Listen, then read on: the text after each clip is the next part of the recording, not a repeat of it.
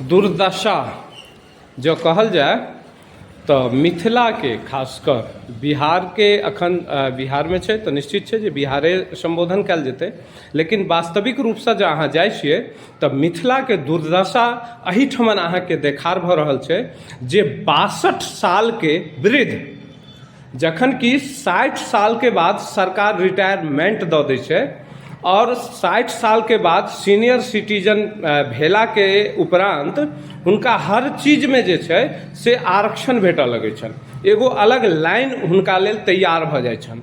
लेकिन 62 साल के वृद्ध रामचंद्र सिंह यादव सामाजिक कार्यकर्ता आइयो समाज के लेल निरंतर लड़ि रहल छथि, लेकिन बहेरी के प्रशासन कहल जाए, अधिकारी कहल जाए, पदाधिकारी कहल जाए, जेकरा कान में पता नहीं कौन तेल धऽ कऽ सुतल छै हमरा नहीं पता है। समाज सेवी रामचंद्र सिंह यादव जी से कनी बात करऽ चाहे छी। की डिमांड है यहाँ के? डिमांड की डिमांड जे हम तो एक सामाजिक कार्यकर्ता, हम गलत के विरुद्ध हम लड़ैत एलहुँ या जी। ई सबसे पहले हाटगाछी गंग जे श्री श्री 108 राधा कृष्ण भगवान के छै ओकर लड़ाई साल भरि से लड़लहुँ।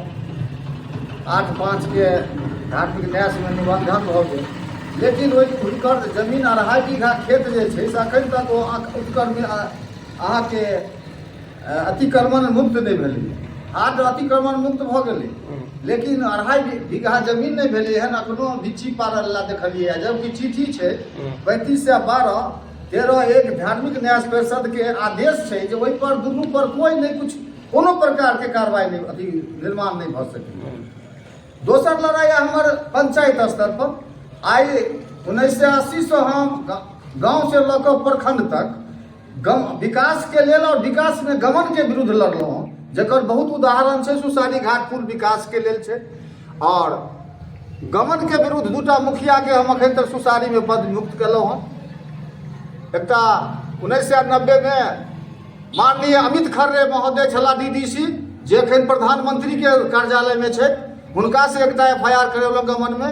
एकटा 2010 में माननीय DM साहब प्राण मोहन बाबू छला, हुनका से पवन देवी मुखिया के पद चुन कर। अखन मेन मांग की अहाँ के? मेन डिमांड की? अखन मेन डिमांड है जे सुसारी में अहाँ के मनरेगा के तहत भयंकर लूट भऽ रहल छै। आ सुसारी नहीं कहल जे हमरा पूरा प्रखंड में लूट भऽ रहल छै एकदम। जेना सुसारी घाट पुल से लऽ कऽ पलाय बाबू के बरगद पेड़ तक बेटवा ओहिमे तऽ करोड़ों रुपया निकासी हर एक साल पलाय बाबू बरगद पेड़ हरेक। ओहिके बाद छै जे नंदापट्टी गांव तक पुल सब ये में लगभग 80 लाख के एस्टीमेट छै। आ हमरा होय एको छीटा माटि नहीं मिलै, महाजुलुम छै, ओ जांच के विषय छै सर। अच्छा। ताहिके बाद हमरा आइ 15वीं या खस्ती योजना जे छै ओ मुखिया जी कहै छथिन हमर 80 कोस छी, ओहो में छै काज भेलै नहीं है। सामुदायिक भवन छै दुरुस्त, ओकरा झुटे के रिपेयरिंग देखा देलहुँ।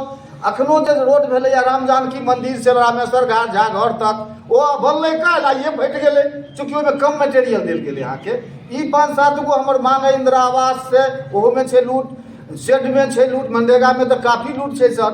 इएह सब लऽ कऽ हम अगला साल केने छलहुँ अहाँके 2-3-22 ईस्वी के एही मंच पर हम केने छलहुँ।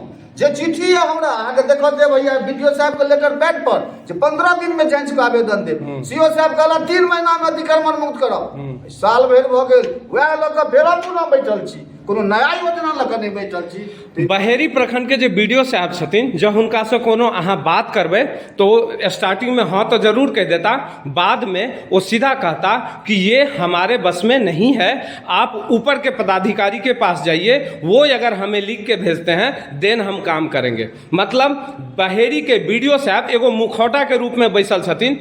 हम वास्तविक में खुद अपने बात के कह रहा छी अखन, ना कि कोनो समाज सेवी के बात कैल या कोनो नेता के बात कैल या कोनो मुखिया के बात कैल बात नहीं कह रहा छी।